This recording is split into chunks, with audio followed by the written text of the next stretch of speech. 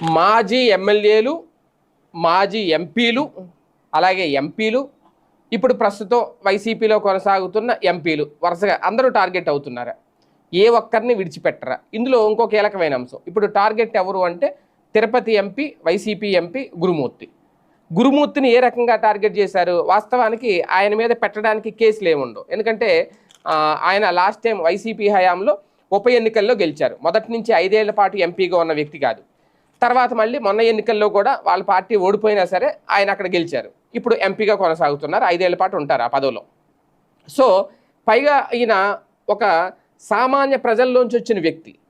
ఈయనేమి political background ఉండి రాజకీయాల్లోకి వచ్చిన వ్యక్తి కాదు మిగిలిన ఎంపీల్లాగా.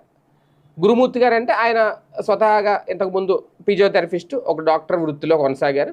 జగన్మోహన్ రెడ్డి గారితో అప్పుడు పాదయాత్రలో తిరిగిన సందర్భంలో ఆ అభిమానంతోనో ఏదో విధంగా ఆయనకి